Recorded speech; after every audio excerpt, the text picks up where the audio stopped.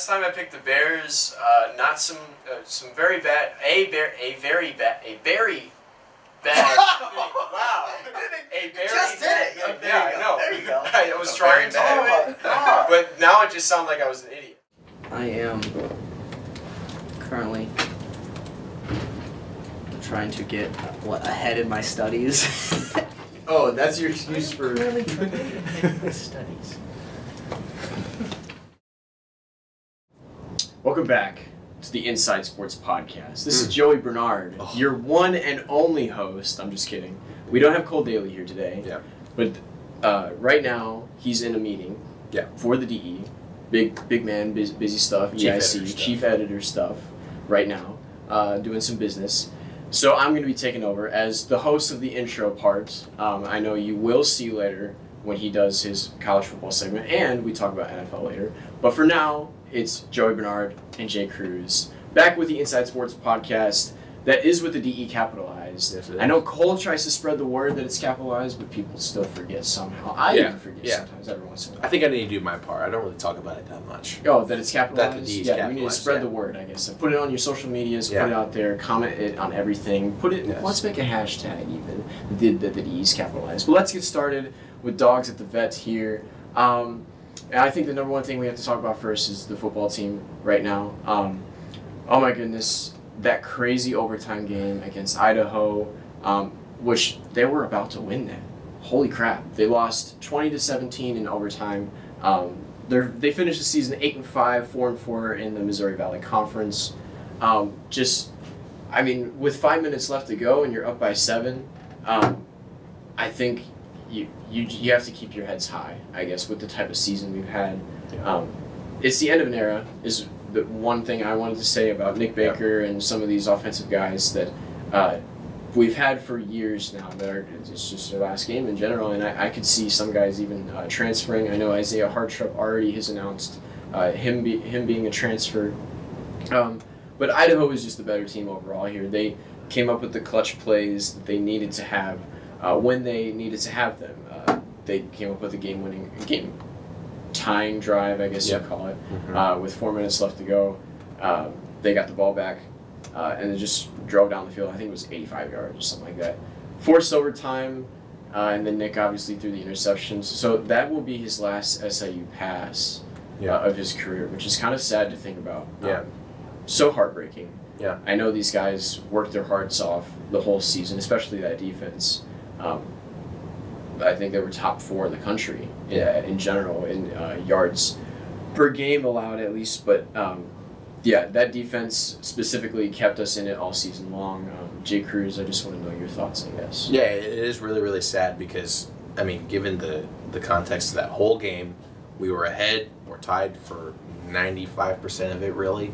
And then at the end, things just kind of fell apart. And you can't tell by my voice, like I'm kind of depressed talking about this because I was watching the game with a lot of different fans, and I mean the whole place just fell flat when that last interception hit. And again, you mentioned thinking about the fact that a lot of guys are going to be gone next year, and I guess in the age of the transfer portal, it's a lot easier to rebuild your roster, but the culture that these guys have built over the last 4 or 5 years of constantly winning, constantly making the playoffs and playing good ball, that's gone. And now you're going to have to build a new culture, and we'll see what that's like. I think Nick Hills has a big test ahead of him. I mean, if he isn't already active and trying to get players from the portal who are in, I mean, we're going to be behind. That's just the new day and age we're in right now. In terms of the game itself, you can blame whoever you want. You can blame play calling. You can blame Nick Baker for making a couple errant throws. You can blame just the offense in general for not scoring enough. I mean, we score 17 points in a game. You're not guaranteed to win that game. And as good as our defense is, you can't force them to hold teams to under 17 or under 20 points a game. That's just not realistic. Eventually, something's going to break through. And you guys talked about how powerful Idaho's offense was. Hayden Hatton, especially the wide receiver, in that fourth quarter, they kept going back to him, and they just marched down the field. And ultimately, that's what led to their victories. They pulled through in the adverse moments, and on that last kick that we had to win the game in regulation, just letting the guy through and him getting a hand on the ball, that's ultimately where I think the momentum turned. And so, yeah, my heart breaks for these guys, especially the guys on the defense. They played so hard all game. Things just didn't go their way. And I think that's a little bit of a microcosm of the season, which, at times that we needed big plays against the best teams in the country, we didn't get them. And, again, it's still a good season, still got a playoff win, but, yeah, another heartbreaking ending. My heart just breaks for this team, especially the guys on the defensive side of the ball who, played really, really hard. In terms of who you blame for this, I'm not really sure where you go. Do you go offense? Whether it was play calling, Nick made a couple errant throws in the game, especially at the end, missed a couple open guys, but he's a warrior. He played his butt off. If I hear the broadcasters again mention that he's like 5'8", my head's gonna explode. They kept talking about that all game. That's just disrespectful, honestly. You're taking the focus away from the fact that he's just a good player, and you're making him this, he's a good player and he's 5'8". No, just stop with that. But from a defensive standpoint, you can't expect them to hold every single team, especially the best teams in the country, to under 20 points in every single game. And they had been doing that, even against the good teams like South Dakota State and South Dakota. But in the end, Idaho made those plays that they needed to make. Hayden Hatton was really good. And they just broke through. And they made plays that we didn't make. And on that last field goal, letting the guy just walk through the offensive line essentially and get a hand on it, that was ultimately where the momentum turned, and that's probably why Idaho ended up winning, honestly. So, yeah, like I said, my heart breaks for these guys. We've got a lot of work to do this offseason, so we'll see what happens. I think something you can say, you can tell when people don't watch SIU football specifically when they mention Nick Baker's height. I feel like they obviously don't watch him play. Yeah. I just hate the people that say, why are you starting somebody that's 5'8", 5'7"? Come on. Watch the dude play. Yeah, just watch the dude play. Moving on, terrific season for them, obviously. Basketball, a team who is playing lights out right now, specifically because of one guy, Xavier Johnson. Oh my goodness. He's leading the nation. He might be second, to be honest. I'm pretty sure, but he's top 2 at least in the nation, leading the nation in scoring, excuse me. We've had 2 terrific wins against St. Louis and then Oklahoma State. I was not present for the Oklahoma State game. I was so mad that I was not present for that because I was working on a final. Excuse me for putting my academics first, but that Oklahoma State game would have been something to be a part of. As a Saluki fan, as anybody involved with SIU sports, can X be this guy that Marcus was for this team for years and years? And I think X is a junior now. Is that correct, or is he? I know he at least has one more year of eligibility. Okay. So, he's obviously proved that he can be the guy for 8 games now we played. Yeah.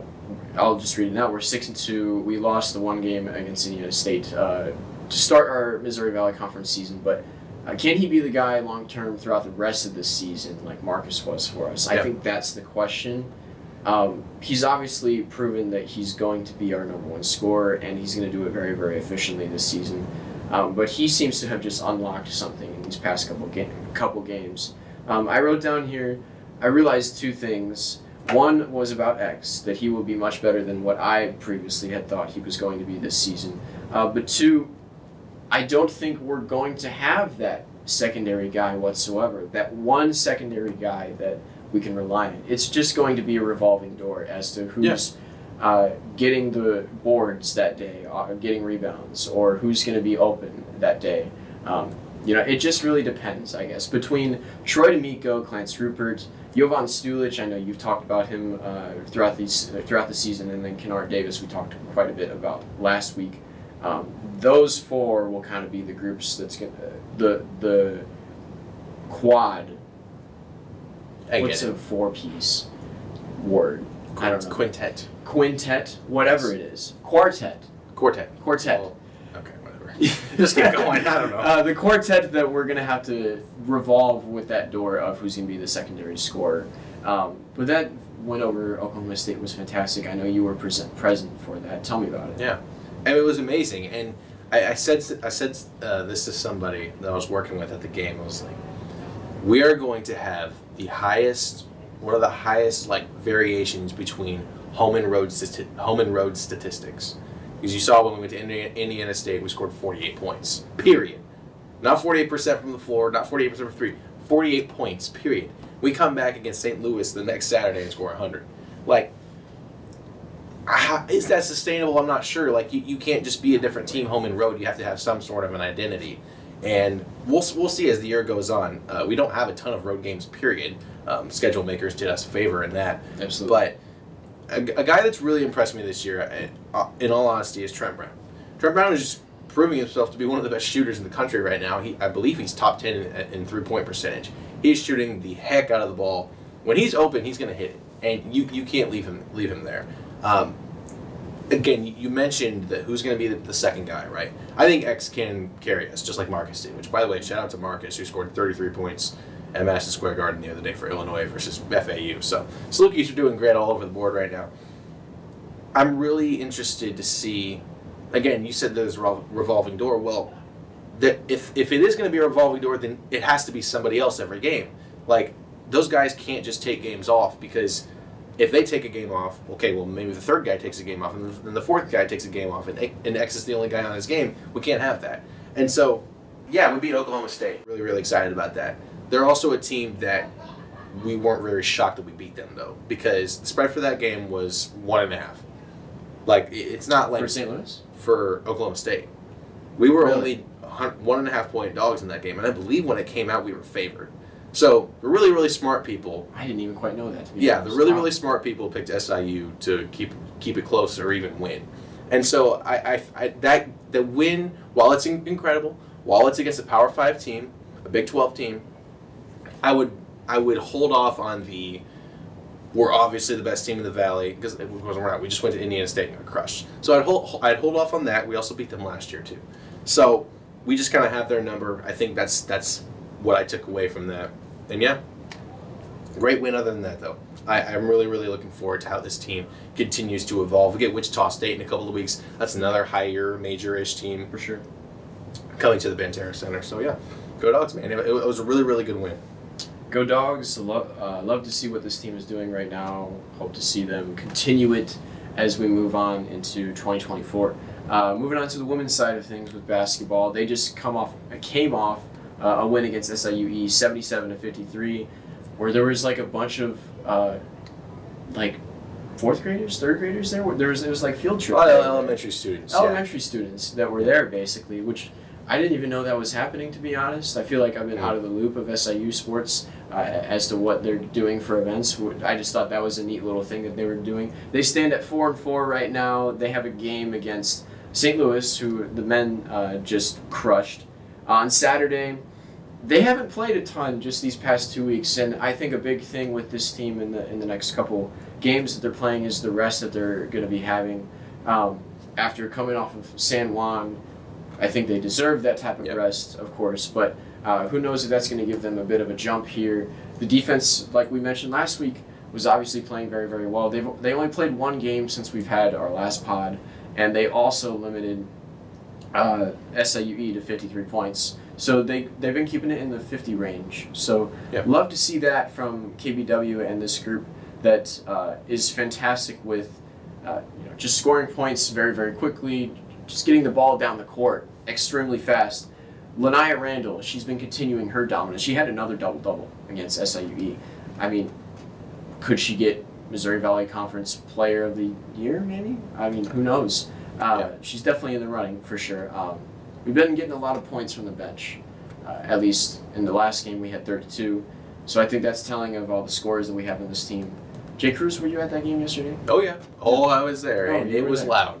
Very, very loud. We had the game last year, too. I'm not sure if it is a yearly thing or if it just started last year, but yeah, regardless, it was an interesting environment, and I actually talked to Lania Randall about an hour or so ago before we started this podcast, and she said that it was kind of weird playing it in, honestly. Like, yeah, was it a cool home court advantage? Sure it was, but most of the games aren't that loud. Even the men's game versus Oklahoma State on Tuesday night was not as loud as the game yesterday with all the kids. Really? There. I mean, they were just screaming. That's something. The marketing people were putting up the Get Loud thing on the video board when it didn't even make sense to do it. And they were going all out. And so, yeah, I think it worked in our favor a little bit. Also helped that SLUE was dealing with a lot of injury problems, but we did what you're supposed to do when you play a team with injuries. I mean, you beat them and you take advantage of the players just not being there. In terms of an overall feel on the team going forward, I'm kind of in the same spot. I don't think this game versus SLU on Saturday is going to change that much either. Conference play is really where we're going to find out what this team is, and we did get Jaden Mason back, another ball handler, which is huge. Shamira Williams is still out though, so I'm not sure how long that will be. Well, I mean, we'll see in the coming weeks, but yeah, overall I was pretty impressed with how this team has been playing recently, and just keeping with that identity of running gun style.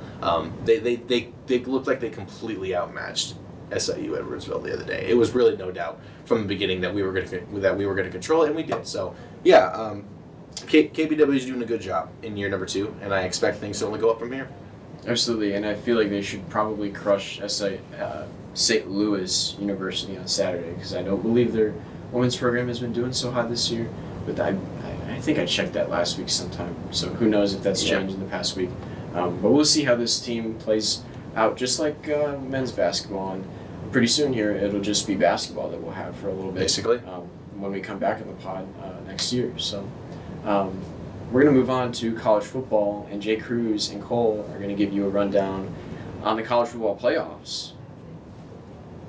Alrighty, folks. Hello. I'm here now. Well, I may be in the beginning. I probably won't be, though, for the folks at home.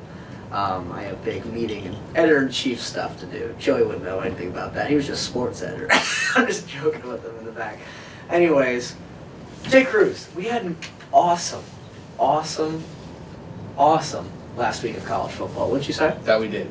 It was a fantastic champ weekend. I feel like everything that me and you both conspired, well, I guess I shouldn't say everything. Ohio State would have beat Michigan, they would have been in the Big Ten championship. Yeah. But in terms of what we're looking for and what we thought the best possible scenario would be heading into championship weekend, I think that we kind of hit that right on the mark, wouldn't you say? I would say so. There weren't any, really all season, looking back, there weren't any huge monster upsets. There really weren't. No. It was kind of a chalky season. Like, I remember when the first playoff rankings came out, they didn't change for weeks. No. And weeks and weeks. Continue with what you were saying, though. Yeah, but that culminated in this incredible drama for Champ Weekend, which I think we'll get into as we continue today's discussion. But yeah, it was an awesome championship weekend. Really made me realize why college football is awesome. Hopefully, and I don't think it will, I think we can speculate now, but hopefully this doesn't lose any luster next year with a 12-team playoff, obviously. A lot of teams that were on the edge hoping to get in will just automatically be in next year. It won't be that much of a controversy, but we'll see what happens. Do you think 12 is too much? Because I think 12 is far too much. I go back and forth. Do you think there's a chance that Ole Miss makes a deep run? Probably not. Penn State? Me personally, back years ago when I was playing NCAA 14, I always wished that it could be a 16 playoff. That's what me and you have always talked about. And I've never said automatic for conference champions get in, because I don't think you can do that. I think if Iowa upset Michigan, I would love. I would be open to that, but at the same time, I don't know. To me, I feel like there are only about 5 or 6 teams in a given year that can actually win the championship. I think this is one of those years. Who you would leave out this year at 16 playoff? I mean, that would be a drama in and of itself. Probably Ohio State or Georgia. So anyway, that's the next year. I think I like anything from 6 to 8. I think 12 is just far too many. Yeah. I think, what? Yeah. Ole Miss and Penn State don't have a chance. I don't know. People are really against the 18 playoff for some reason. And I don't know why. I don't really know why, but I think there is something to incentivizing. Because then couldn't you make? Sorry, I didn't mean to interrupt. No, it's okay. Yet again, but then if an 18 playoff, you have in these games, it can be like the home versus home, which is what they're going to be doing in the 12-team playoff. Yeah. Which is going to be an awesome atmosphere. So you get to do that, and then for the remaining 6 quarterfinal and semifinal games, then you can do the NY6 Bowl. And then you can pair all those up, And then I agree. and that's just perfect. I agree. That's why I like the 16. Yeah, because then you can make it. In a perfect world, it's not obviously as many teams as March Madness, but it's a March Madness style where the number 1 and 2 seeds get cupcake-ish games, and then the rest of the tournament goes on. But I do think one reason you don't do that is you have to incentivize being a top 2 or top 4 seed in some way. And when you have an 18 playoff, if you're Bama or Georgia in that SEC championship game, you can lose that game because you're going to end up in it anyway. But if you incentivize being a top 1, 2, 3, or 4 seed, you incentivize winning that conference championship game so you get that extra week of rest, extra practices, et cetera, et cetera. That's a good point right there. Okay, so let's just go ahead and break down the games. I'm going to go ahead. I didn't write them up here on the board, folks, but we do need to talk about. Well, we should first talk about I went 2 and 3 last weekend. That's why it was so fun. It's because those upsets happened. And the things that we weren't expecting to happen did. So let's jump in. Rapid fire, me and you, let's go. Cotton Bowl, Mizzou versus Ohio State. Who's winning?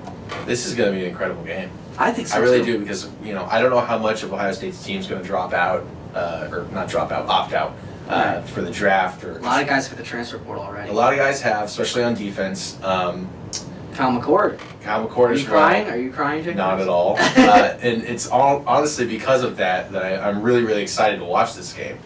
Believe it or not, even though it is just a Cotton Bowl, because I'm excited to see Devin Brown. Did you see that post he made on Twitter, by the way? I did not. Burning the ships. Short story, when Cortez from Spain came over and colonized Mexico or whatever, when they got here, he said, burn the ships because we're not going back. That's right. Devin Brown's a dog. I know he's a dog. Anyway. Where's number 33, though? He does wear number 33. That's a big problem. He's got that swag. Mizzou is actually a 2-point favorite in this game. And did you know that Ryan Day is only 2 and 5 against the spread in neutral site games since he became head coach at Ohio State? This line started, by the way, Ohio State minus 6.5, and then with McCord transferring, all those defensive players, not that they were going to play anyway, but transferring, this line has swung all the way to Mizzou being favored. That's kind of a bowl season thing. Right. I would pick my Buckeyes. Still, mainly because Devin Brown. I just love the guy. I love his swag, even though he hasn't really played much. Right. I'm going to go with Mizzou in this one. I think that it's kind of the opposite of what Ohio State is. I think, not that you should be worried, because obviously you're Ohio State. I mean, you've got a lot coming for you, but that was a lot of transfers in the portal. It was. It's a little scary. Yeah, we normally don't have that many players transferred, but we also haven't been a team that gets a lot of back either. So I think I think this has a little bit to do with Ryan Day changing his tune a little bit as a head coach, and I think it'll be good for us going forward, honestly. Probably. Nevertheless, Mizzou's kind of the opposite of that. They're going to have everybody playing. Everybody in it is a dog. They're fighting. They would want this game so bad. Mizzou, when's the last time that they won an actual meaningful bowl game? I'm going to go with Mizzou in this one. Next, Peach Bowl. Ole Miss versus Penn State. We were just talking about these teams.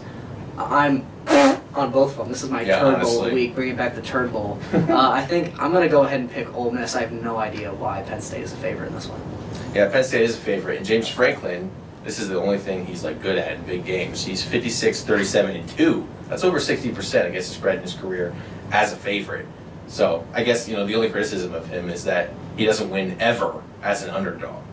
He only wins when he's favored. That's right. So with that being said, I honestly wouldn't know who to pick in this game. I guess I'll just roll with the stat and say Penn State, but not with any confidence. Next, we're going to go Orange Bowl, Georgia at FSU. Now, FSU, big point of controversy here. Me and Jay Cruz both made it known last week. Yeah. And we're happy with the outcome. This is going to be an awesome playoff. Yeah. It's going to be such a better playoff that FSU isn't in it. Yeah. Do you think that their third-string quarterback upsets the two-time reigning champ Georgia Bulldogs? Actually, no. Not even close. This game is going to be a blowout. Carson Beck's going to play, as far as I know at least. He'll come back next year. He'll be pretty good probably. Georgia, I don't think has too many NFL prospects even on their team right now. Really thinking about it, I don't really see any. I think that Brock Bowers' hype and in the NFL is a little bit overrated. Yeah, maybe he will, but I don't really see anyone else opting out. They're obviously still Georgia. They would have made the playoff in any other year had. This is the first year in a long time that we had all the conference champions not be 2 losses or whatever. Right. So obviously they would have been in the playoff. I like Georgia to crush in this game. And Kirby Smart, believe it or not, last week we brought up the stat how most of his neutral site games are in Atlanta, right? Believe it or not, when he goes outside of Atlanta for neutral site games, he's 7-1 against the spread. Wow. Weirdly. Just go anywhere but Atlanta, I guess. Yeah, I guess. And then finally we have Liberty versus Oregon in the Fiesta Bowl. The Flames? Any belief in the Flames? I mean, again, this is depending on Oregon opt-outs. Will Bo Nix opt out? Will guys? I think Bo Nix has said he'll play. Well, then no, they don't have a chance. They don't have a chance at all. I think this is one of those weird situations where Washington just had Oregon's number all year.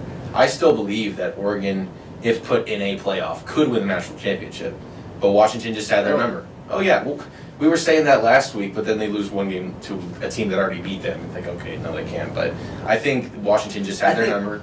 I think they were probably the best team in the Pac-12 and could be in the college. I don't know if I could see them winning it though. I don't know. It's just something with me. I think they could. I think they could beat Michigan. I guess this year, yeah. I mean, 1 through 4. Yeah. I'd say Washington has the lowest chance. Yeah. Just as I'd give, if Oregon was in there instead, I'd give Oregon the lowest chance. Sure. Okay. Well, let's talk about the college football playoff. Let's get to it. Let's get into it. My Texas Longhorns. Our Texas Longhorns. Our Texas Longhorns. Longhorns. Yours, but Our Texas Longhorns made it all the way, folks. And boy, I just gotta say on this pod, I'm ecstatic. I think words can't describe how I'm feeling right now. You know, I used to pray for times like this. That's what I put on my story. A reference to Dreams and Nightmares, Yes. which is what we were singing last week. I think it's great. Let's go ahead. Let's just jump into it. They're playing Washington in the 2-3 game. I think, listen, it seems like every year the 3 seed ends up beating the 2 seed. Yeah. And I don't see that stopping this year. I think the only thing that makes me very nervous, right, is you look at Washington, a fast team with good weapons and an absolutely incredible left-handed quarterback. You know who else had that? Alabama. Oklahoma. Oh, true. Left-handed quarterback, Yep. scramble a little bit, good weapons, good scheme. Yep. The one team that beat us this year, Washington is very reflective of. That being said, I think Steve Sarkisian has these boys. Ooh, he's got them rolling right now. Like, they play so tough. I just can't believe I'm even in this position. Yeah. I just can't. I'm smiling ear to It's ear. amazing, man. We're in the college football playoff, man. Yeah. Jay Cruz, give me some thoughts before I go ahead and make the pick. Yeah, I've made a note from the beginning. I'm riding with you in Texas, man. You know, if it wasn't going to be Ohio State, I've always said from the beginning, and you can attest to this, Right. I want it to be the Longhorns. By the way, this is a matchup of last year's bowl game. If you remember, in the That's Alamo Bowl, Washington defeated Texas. So I wonder how much that'll have to do. Probably not. But Kalen DeBoer, say what you want about Washington, they're close games, but they've won the games that they need to win. Absolutely. And in pretty good fashion, especially last week versus Oregon. He's 4-0 against the spread as an underdog in his Washington career. 7-1 going back to his time at Fresno State as well. So when this guy's a dog, he comes through. And it makes sense because they're the Huskies, right? And he used to coach here. We're also the dogs. He's just a dog guy, okay? He is. Not too much else to say, but personally, I will be rooting for Texas with you. Hopefully, I hope the next time we are talking about college football on this podcast, we will have confetti raining over us as the national champions. That's what I hope to. I'm hoping it. I'm going to go ahead. Like, as I mentioned, I think Washington has the lowest chance to win the college football playoff, and so because of that, and I can't pick against them. Not in this game. Why I'm would going to be rooting my heart out Why would you? for these Longhorns on New Year's Day. I'm going with the 3-seeded Texas Longhorns. Now we have this game, which is Michigan and Bama, which is another. I mean, don't expect me to be on my phone, family members, relatives, friends. You're not getting any of my time, okay? You know what's getting my time that day? College football. Because this one is incredible. Michigan and Bama. Jay Cruz, give me your stat and your opinion on this game. I love this stat. Everyone knows it at this point. Jim Harbaugh is terrible in bowl games because they can't scout their teams in advance, right? That's how that works. He's 1-6 in bowl games, including 1-6 against the spread. Do you remember the one bowl game he won, by the way, just out of curiosity? I had to think about it for a second, but I do remember. It was in his first year as head coach. I was going to say, it had to have been very early because he hasn't won one in a minute. Yeah. I want to say... You're going to have to tell me. It was so long ago. Florida, 2015. That's what it was. Jake Rudock was Michigan's quarterback, and I believe Treon Harris was Florida's quarterback. I don't know. It was a long time ago. Right. Bama's gonna would have been Felipe Franks. No, that's way too far back. I'll spoil the ending here. Bama's going to win this game. They're going to win it by a lot. I hope you agree with me, because if not, you're going to be wrong. Bama's going to win this game They're going to crush them. I know they almost lost to Auburn. No. Again, Bama, like Washington, when it comes time to step up, virtually every game, especially in conference play, they stepped up. They stepped up and ended Georgia's 29-game winning streak using power run game, which Michigan cannot stop. Bama, all the way. All the way. I said last week, by the way, I just want to shut myself out, Bama matched up really well versus Georgia. Now, I didn't outright pick them to win the game, but I said that they matched up really well. I don't think there's anything Michigan does that Bama can't stop. Nothing. Michigan's running game is not anywhere close to where it used to be. That was reflected in the Ohio State game. In the Iowa game, by the way, their 2 touchdowns came off turnovers inside the 30-yard line, I believe. The first one I know was inside the 10. So easy touchdown. Iowa held their own even without Cooper DeJean. Give me Bama all the way. I can keep going if you want. You're not saying much. I'm going with Bama too, folks. And I hate it because, boy, am I rooting for Michigan in this one. Boy, I'm rooting for Michigan in this one. I want Michigan. Because Texas matches up incredibly with Michigan. Oh, yeah. Like, we would stomp them. Yeah. Like, our run defense, one of the best in the country with Devondre Sweat, Byron Murphy, Anthony Hill on the outside, Jalen Ford. Like, I could go on and on. Yeah. We would absolutely crush them. But you're right. Bama's just too good. What a national Bama championship is this is just going to be. good. And it's going to go back to, was it, I should know this as a Texas fan. It was 2010. It was 2010. Yes. Colt McCoy. 29 season, 2010 game, yes. Colt McCoy Yeah. versus, and he gets injured. Yeah. And then everybody talked about it last year when Dallas Turner injured Quinn Ewers. I don't want this to happen. I'm making that clear. It would be the best. I want Michigan because if Yeah. this is the case, Yeah. then I think I would have to go with Bama. Because you just... Can you beat Bama twice? Like, I don't know if there's a team anyone's that's done it. Right. You can't beat Bama twice in a season. Yeah. And we beat them once in Bryant-Denny, which is incredible. Yeah. Now, and I'll say this too. We have a huge advantage in this game. We have... This game is played in New Orleans, Yes. I believe. And then the national championship will be played in Houston. Now, there will still be a lot of Bama fans there. Oh, absolutely. It's not that They far. have fans all over the country. Exactly. But I think that if that's the case, this would be yet another one of those Saban years where everybody said, oh, he's done, he's done, he's done. His team doesn't look all good for the rest of the year. And then you get down to it and you say, oh my God, they got a lot of talent. I so desire for Texas to be the national champion. I want it so bad. I want it so bad. And I'm picking this just because I don't want to jinx it. I'm not getting my hopes up too far. Fans at home, if Texas wins, what we got to do something. I will come in wearing my LA I'll wear a jersey. Texas shirt. Yeah. I'm gonna wear my Texas hat. Like I'll wear a cowboy hat. it's gonna be all. There you go. I will wear a cowboy hat. That's a good one. That's a good one. We'll have to celebrate. We'll have to We will celebrate. We'll get donuts in here. Like I'm gonna be. You mean you'll get donuts? I'll get donuts. I don't mind. If my Texas Longhorns, because here's the thing, he's already been so annoying with the J Love stuff. We're gonna have to hear about that in a couple minutes. I'll be parading the Longhorns for years if we actually pull this off. So those are the prediction, folks, and let's talk about the NFL a little bit. Let's hear about. I don't know, Joey. How do you feel about Jordan Love right now? Give the folks a little bit something at home. Week number 14 of the NFL season is upon us. Slowly creeping toward the end, we are. Maybe not slowly. I mean, it's coming. I mean, we got It's here. By the time four left. Yes, by the time we get back from Christmas break, we will be in the playoffs.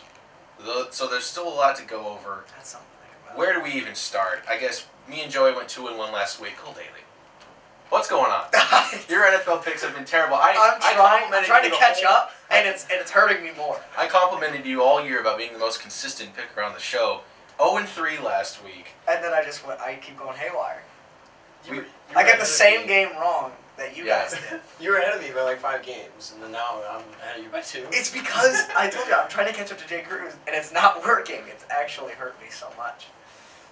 Poor guy. I'm so sorry. That's all right. I think the one last week that really changed things was obviously the Packers' victory over Chiefs, which I'll let you get to that. The Eagles and the Niners game. How about them Niners, by the way? Seriously. They're not on the Chiefs. Embarrass the Eagles. Remember, Cole Daly, you said like 2 months ago, the Niners are far and away the best team, and then they lost 3 straight games. Mm-hmm. Well, now all of a sudden they do look like far and away the best team in the league, Right? By crushing the Eagles. And what was the other game we picked? I don't know why I don't remember. It was the first game. Broncos-Texans. Yep. Another really, really good game that the Texans somehow hung on and won. I do just want to say, the Broncos, it really was a Nathaniel Hackett problem. Like, they look like a completely different team this year. Russell Wilson looks like a completely different quarterback. So shout out to Sean Payton, but the Texans held on. Cole, like he said, Joey is 2 games behind, and then he's 6 games behind me. I'm still holding strong, but Joey is a freight train right now. You know who else is a freight train? And I hate to say it, but it's the freaking Green Bay Packers. Woo! I'm going to keep my mouth shut. I probably can't even look at him in his face while he's doing this. But state of the team, Joey Bernard, go ahead. Let's go, Joey. Your Green Bay Packers. No, absolutely. I've been loving the play by this team. That was good. Yeah, loving the play by this team. That wasn't even on purpose, by the way. But no, everybody has to hand it to Jordan Love. I will be the first to say, one of the first to say that I was wrong. I was out on him a couple weeks ago. All of us were. All of us were out on him a couple weeks ago. I sold my stock. And for good reason. I did too. We all sold our stock too. I lost out a lot. Now you regret that. Yeah, I lost out a lot of money. He is a top 15 quarterback in the league. We had this conversation before the pod even started this season about possibly him being a top 15. He's top 15, he's number 15, but he is a top 15 QB in this league right now. With everyone healthy? At this moment. At this moment, the starters in this league, sure, he's a top 15. he is top 15. I promise you that. He might be top 10. Just give him that. He might be top 10. That's moving on, just the play by the overall team in general has just been spectacular. When I look back on this season, I think I could use one word to describe this offense and as like a turning point, and it's super weird. It's just they suddenly figured out certain things. Jordan Love suddenly got his ball placement correctly.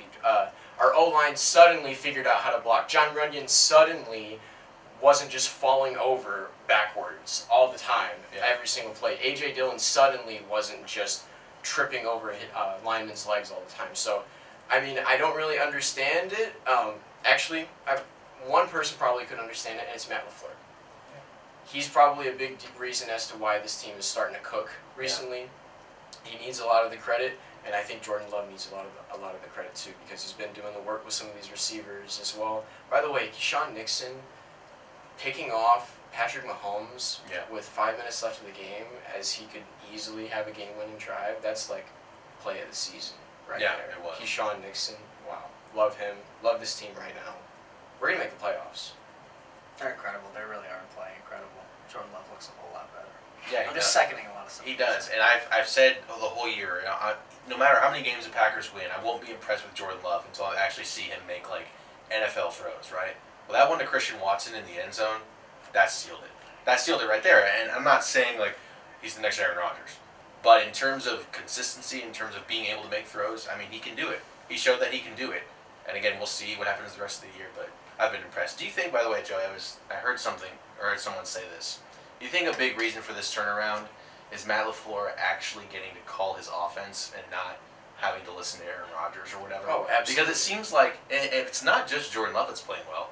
Everyone in that offense is playing well. He's taking 5th and 6th round receivers in the draft and making them look like, I mean, that they've been in the league forever. Like Dontavion Wicks, is that his name? Oh, yeah. He's played really good. Jaden Reed's obviously played really good. Like, they're taking these players and just putting them into the system, and they are running it to perfection. Matt LaFleur loves his misdirection plays, especially with run plays. I don't know what it is, but it seems to be working well. I think we're in the top 5% in like teams that run play-action plays, and it's worked very well for Jordan Love in general, but even for the run game. As well with his I can't even explain it, but the best way to describe it is misdirection plays with where his running backs are going at certain times, or like even behind the line of scrimmage with moving in motion with wide receivers and everything like that. So he's a genius with some of that stuff. Very well said, sir. Let's get to the games, right? It's what people care about. Lions and Bears play each other, so we'll give our state of the teams here in just 1 second. I'm 27-12. That's still a great record. Come on, guys. I'm having a great NFL picking season after a slow start. Joey's 23-16. Cole 21-18. So as a pod, we're still over 500. I mean, there's nothing to be ashamed about there. How many pods in the world are over 500 picking NFL games? Especially when we limit ourselves to just the best games. I think there's just one. Those are the hardest ones to pick, right? The best games of the week, and that's what we do here. Let's start off with a game that should be really good. Lions and Bears. Lions are favored by 3. remember when this game was in Detroit, I believe there were 7.5-point favorites. We all know how that turned out.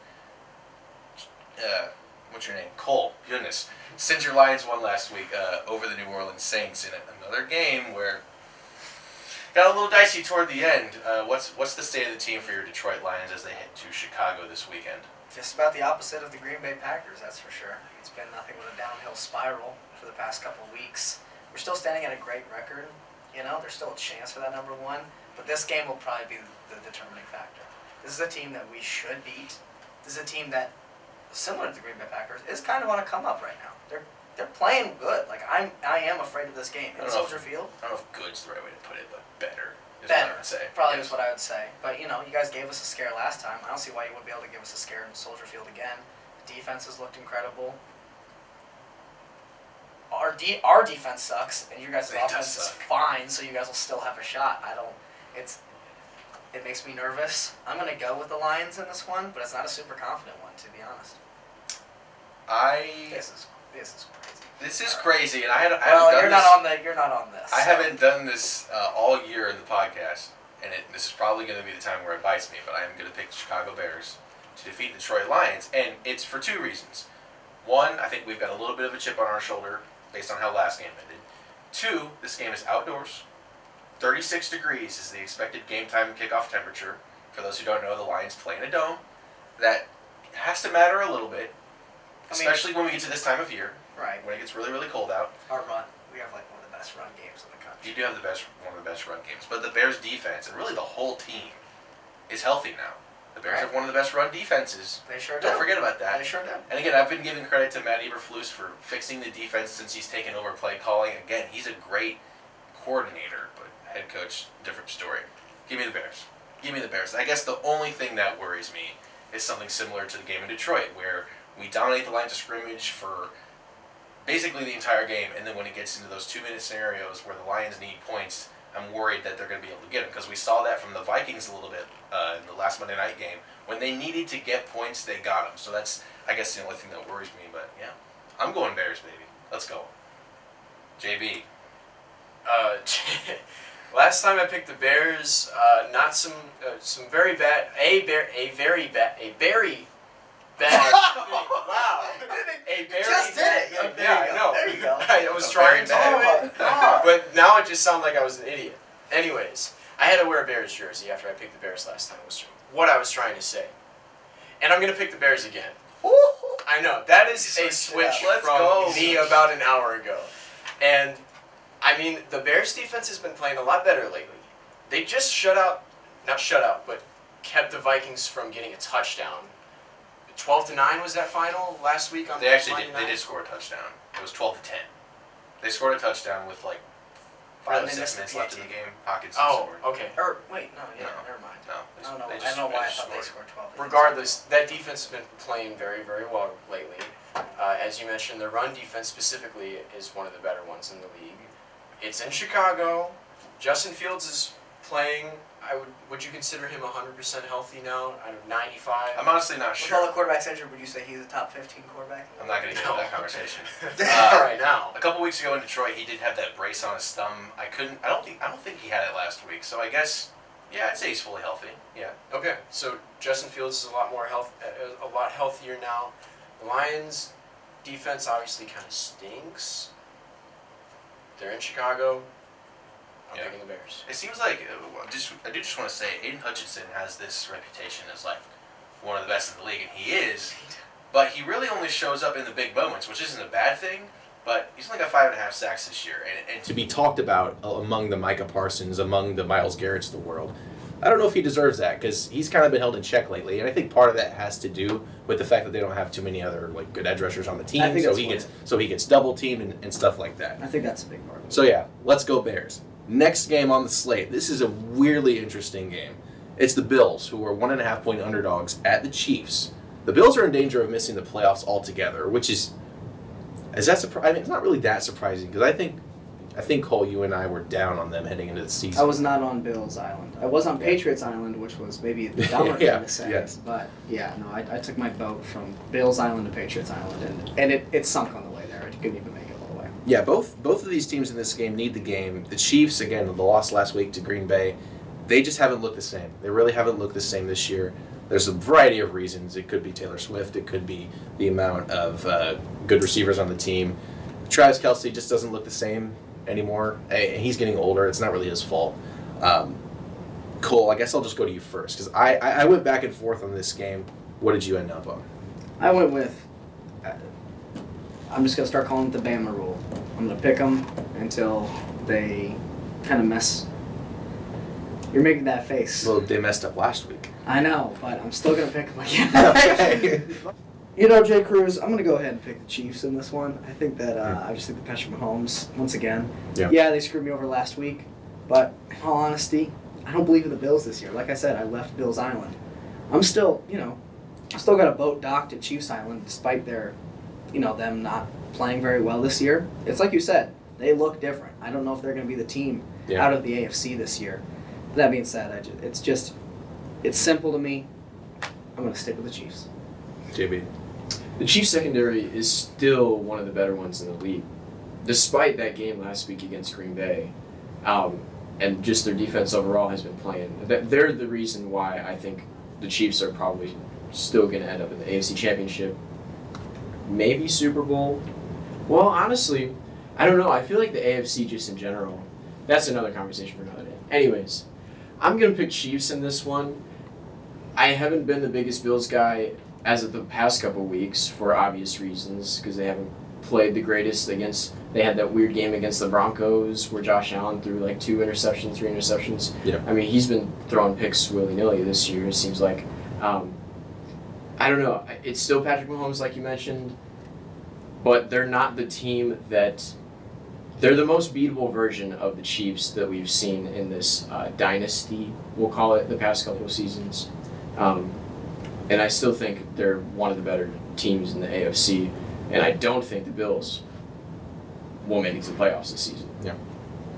They probably won't if they lose this game, and I'm going to go ahead and agree with you guys. I think most people, outside of this podcast, of course, because we're smart, because we're all over 500, would pick the Bills to win this game, based on how they looked against the Eagles, based on how they are coming off a bye, and based on how the Chiefs just haven't looked good.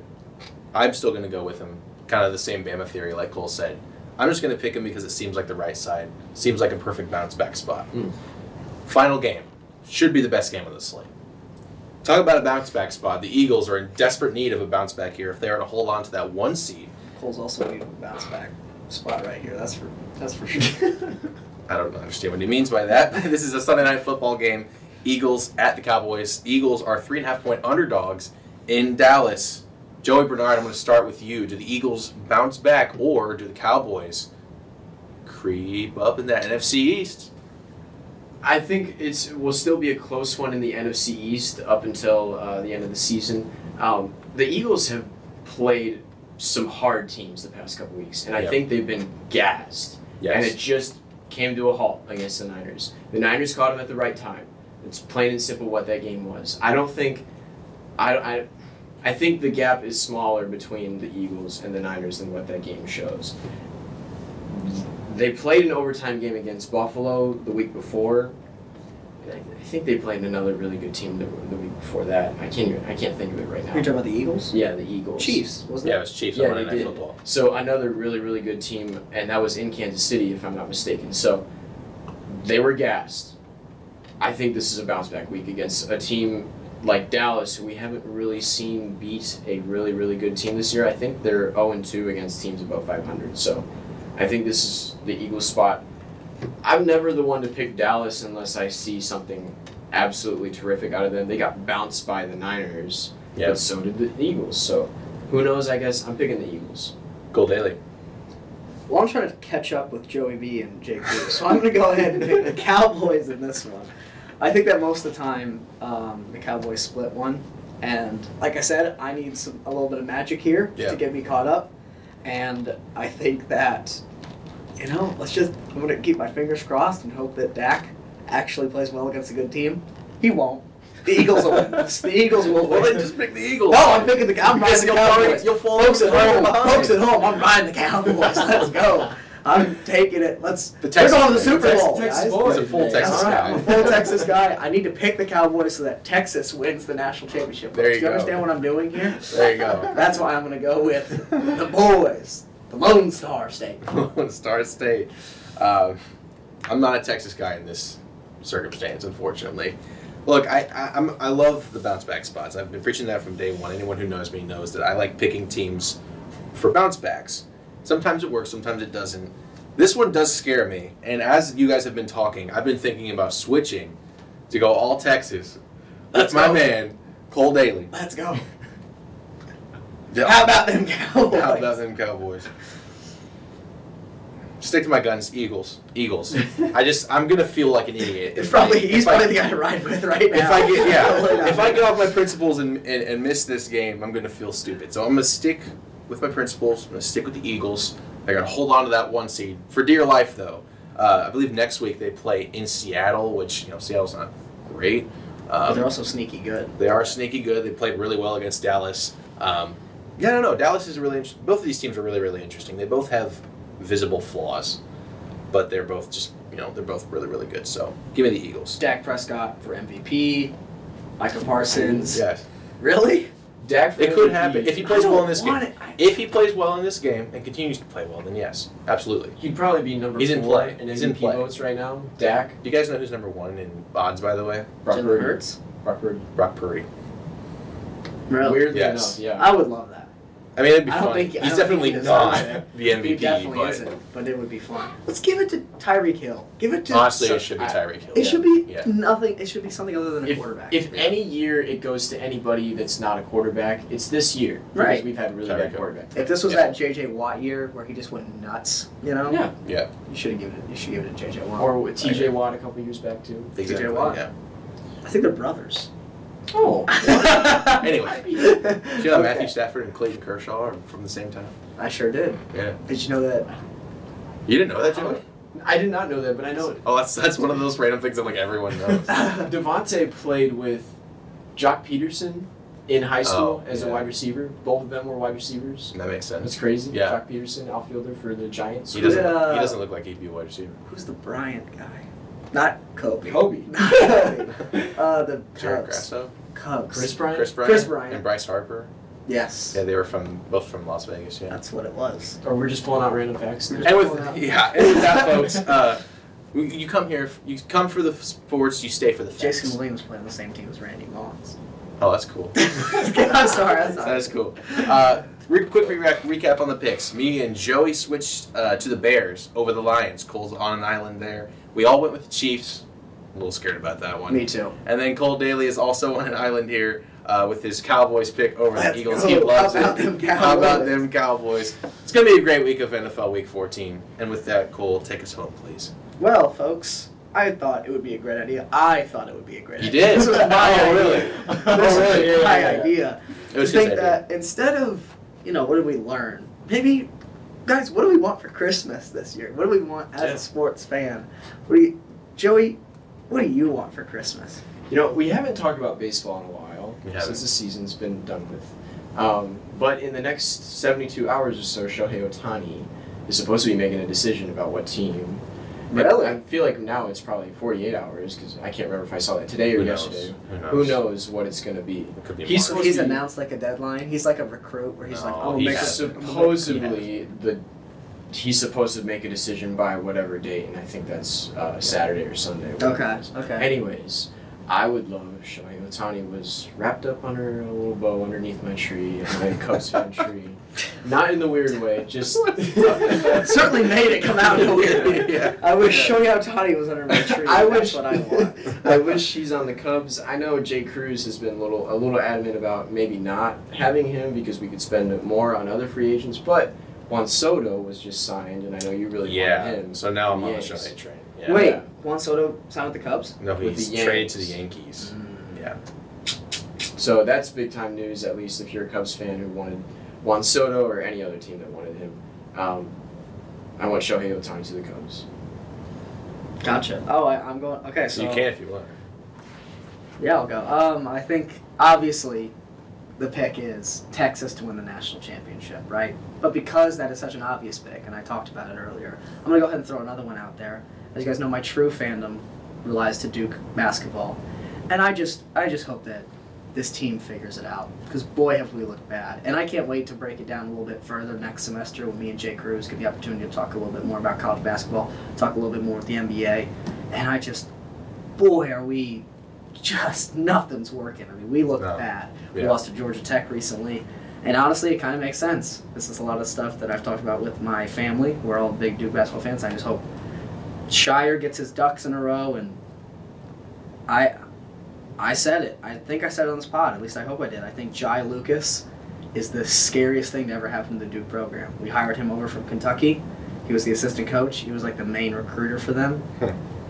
And I think we're overloaded with recruits. That we're going to get into it a whole nother day. Yeah. But point is, boy, do I hope they figure it out this season. Because the expectations were high. I mean, you don't just get number 4 in the AP poll for no reason.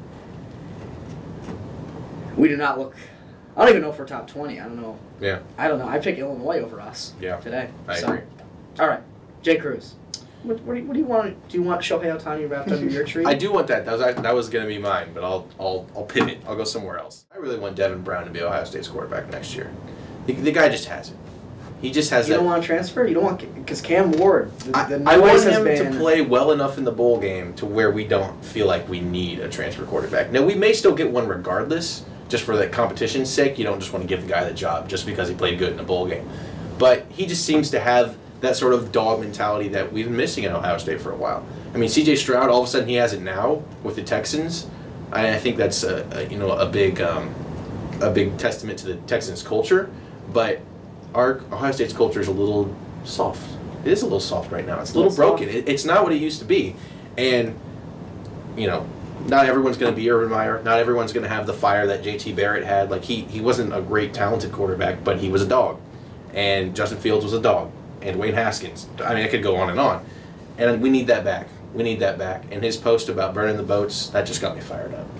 That got me fired up. So I hope Devin Brown ends up being, not only does he play well in the bowl game against Mizzou, but I hope he ends up being the next quarterback for Ohio State University. Real quick. Is there any quarterback that's in the portal right now that you're like, oh, I hope we get him? I think Cam Ward would be really, really good. I mean, I think... Is he your number 1, though? Because Dylan Gabriel's there. I think Gabriel would be my number 1. Cam Ward... Dylan Gabriel would Cam Ward, I think, has the highest ceiling in the portal right Agree. now. But I think in terms of reliability, I think Dylan Gabriel would probably be the guy I would go after. Not Riley Leonard? No. Not Riley Leonard. Yeah, no. I know. He fits Notre Dame. And a bonus one, I wish and I hope that both SIU men's and women's basketball teams are in the top half of the Missouri Valley Conference when we come back to you. I think there's a chance. Right. It's been a good couple of weeks for especially the men's team, so that's my other wish. Other little sprinkle. All right, Jody, apparently you get one more wish, too. Anything you can think of right now? You have 3 seconds. 1, 2. Packers win the Super Bowl. And with that. Too far away. That was bad wish. Bad wish. Whoa, not that. Nope, not gonna happen. No, not even possible. All right, folks, thank you so much for watching. This was episode 15 of the Inside Sports Podcast. Yes, the DE is capitalized. It's been Cole, your Daily Egyptian editor-in-chief. We have Joey Bernard, the grad assistant for the Daily Egyptian, and then Jay Cruz. He's just some guy. I do everything. He does do everything. He really does do everything around here. He's kind of the communications Swiss Army knife. Yeah, I think that's the term I was looking for. Thank you, Jay Cruz. Nevertheless, thank you so much for watching this. This is the last episode of the semester, guys. It's kind of sad. It's kind of sad to see us go. But don't worry. We'll be back. We'll be back so soon. And if you go ahead and please, if you're watching on YouTube, please be sure to subscribe, hit the bell notification, and be sure to give us a like, and maybe even a comment if you're feeling extra crazy. And then on Spotify, please be sure to follow us. And then also make sure that you're notified of when the episodes come out. And then please go ahead and like this episode if possible. Once again, the DE is capitalized. I've been saying it for 2 years now, and people still keep asking me. And they come up to me on the street, they say, Cole, is the DE capitalized? I've been looking it up. The DE is lowercase. And I say, no, it's capitalized, guys. Yes. Thank you so much for watching.